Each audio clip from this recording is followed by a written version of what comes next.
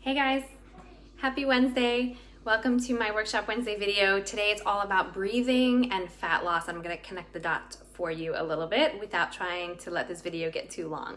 If we don't know each other, my name is Tara. I'm a registered nurse and a health coach, a nutritionist, and a personal trainer. Recently I've been sharing some posts about wearing masks and how, during this time of COVID-19, it is recommended that we wear masks and that I'm not letting it bother me. I know this is a very personal decision. I know people have different health conditions, underlying health conditions and things like that. I'm certainly not making a choice for you. Could there be some people that maybe shouldn't be wearing masks and should stay at home instead or whatever? Sure, there's going to be different situations for different people.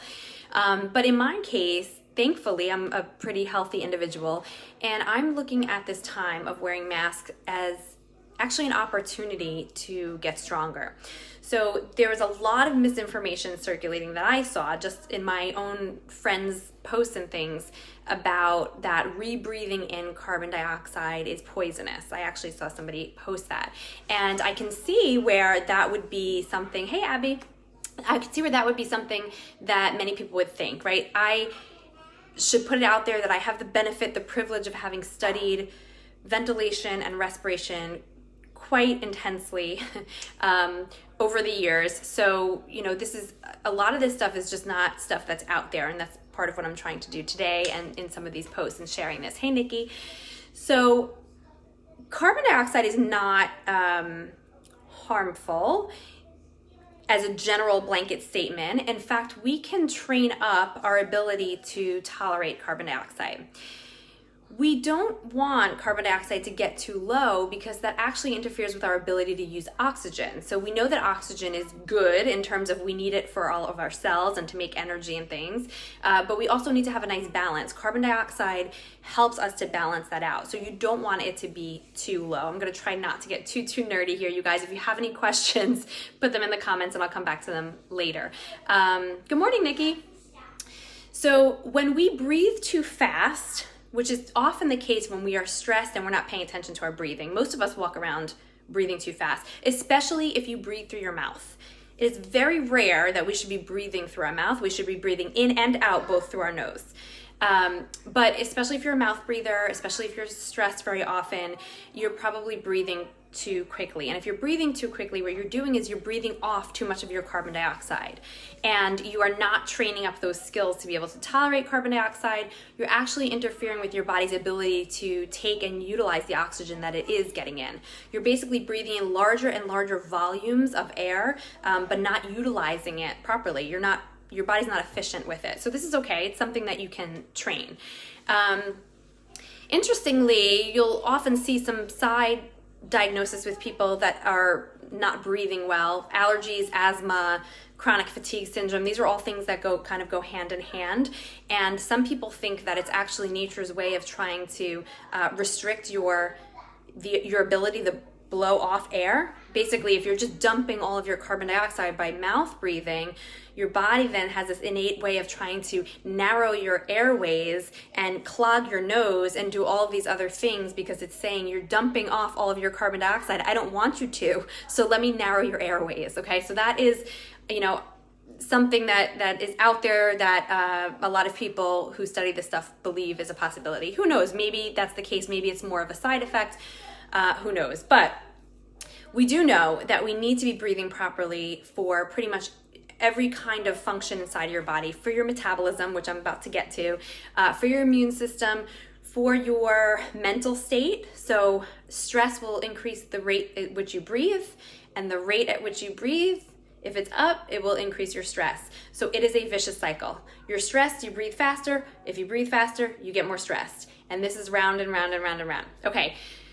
There are so many rabbit holes I can get down with this, but here's what I'm going to say.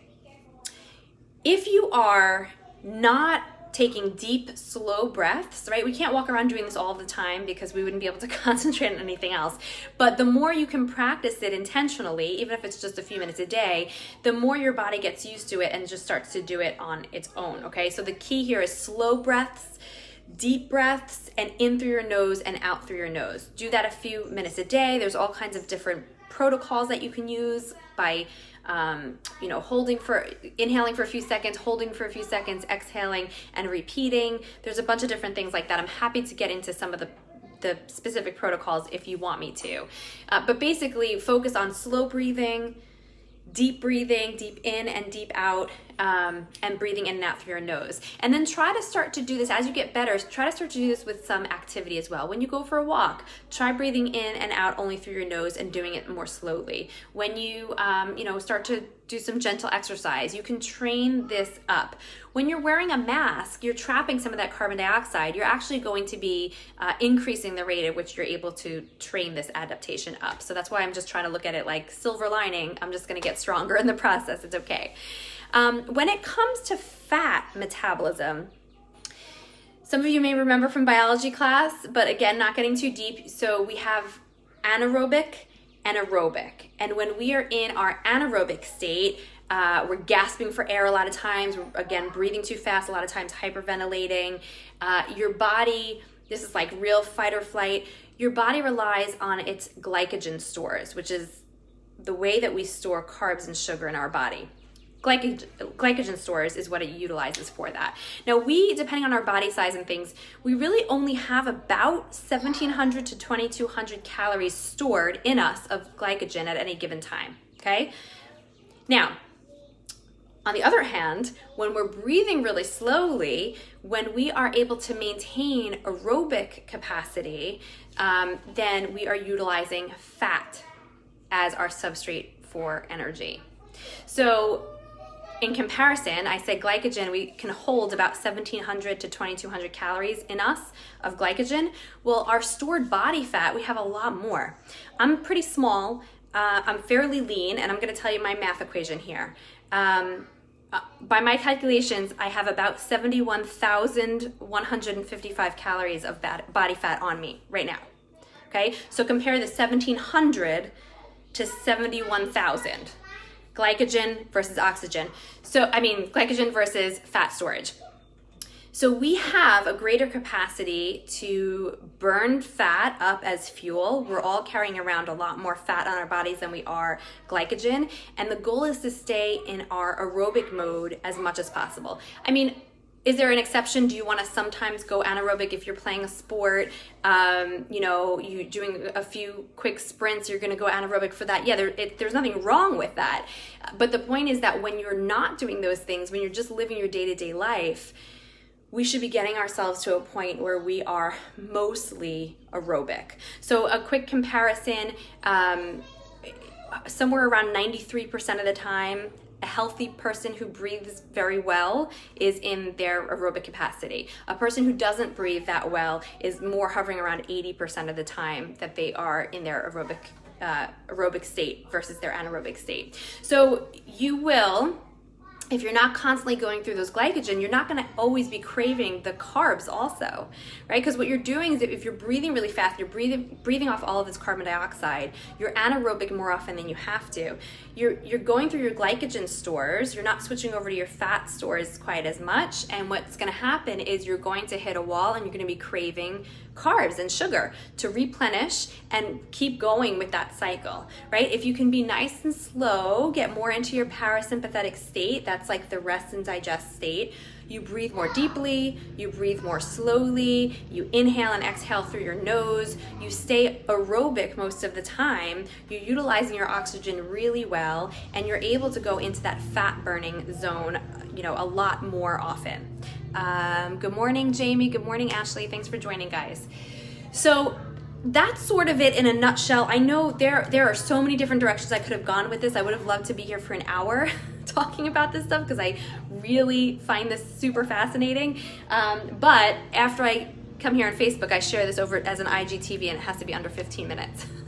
So that's my main reason for having to keep it on the shorter side. But I'm happy to answer any questions, whether you're watching this on Facebook or over on Instagram. Leave them in the comments. And the main takeaway here is that by spending a few minutes every day focusing on your breathing, you can train up this adaptation to where you can tolerate higher levels of carbon dioxide and you won't have such a need to hyperventilate to it. So somebody who's a mouth breather, somebody who breathes too fast on a regular basis, they really can't tolerate very high levels of carbon dioxide. It hasn't been trained, right? So it's sort of like if you've never exercised, you can't really tolerate such intense exercise yet, right? Because you haven't trained that up. So this is what I'm talking about. You can slowly over time train up your ability to be able to tolerate higher levels of carbon dioxide without the need to hyperventilate. Okay, this is something I've been working on for some time. I've been super interested in it over the past year, more so than ever. But it's amazing to see. And what happens is you improve your endurance, you improve your metabolic flexibility, your immune system becomes much stronger, your endocrine system becomes more balanced. There's a whole pH balance thing going on too, because when you're hyperventilating, you go into respiratory alkalosis. And then if you're in respiratory alkalosis, in order to sort of buffer that, your body will go into metabolic acidosis, okay? So again, a lot more biology here than most of my videos, but basically there's a whole cascade of things that happen when we're not breathing properly. So if you spend a few minutes intentionally, try to do this when you start to pick up your exercise, right? When you even just go for a walk, breathe in and out through your nose, build up your ability to tolerate carbon dioxide, and you will start to do that on your own even when you're not paying attention to it. I don't go through my day thinking about my breathing 24/7. I'd never get anything done. But I do spend a couple of minutes at least every single day thinking about it, and then more time if I notice myself stressed and I don't know why, or I've got that pit in my stomach feeling, or if something needs a little TLC, I'll make sure to focus on my breathing again and get myself right back out of it. Hey Adam, thanks for watching. Hey Christy. So you want to be in fat burning zone more. Now, again, this is still gonna come down to the amount of calories you take in and the amount of calories you expend. That really is what fat loss. So if you're tuning in because you saw the words fat loss in my video, fat loss is really about energy in and energy out. But if you wanna learn how to be able to switch over to your fat stores more effectively so that you're not going through your glycogen and craving carbs and eating carbs and then going through those and sort of leaving your fat stores alone, this is a great way to do it. It's also going to make you feel more relaxed, more focused, and see what it does if you've got asthma, allergies, chronic fatigue syndrome, if your endurance sucks. I would love you to try this out for some time and come back and let me know how you're doing after just some slow, deep breathing. Do some gentle breath holds, and main thing, breathe in and out through your nose. If you have to wear a mask, you need to train for that too. Don't go from wearing no mask up to 8 hours of a mask right away. You have to train for that. But what's happening, you're trapping some carbon dioxide.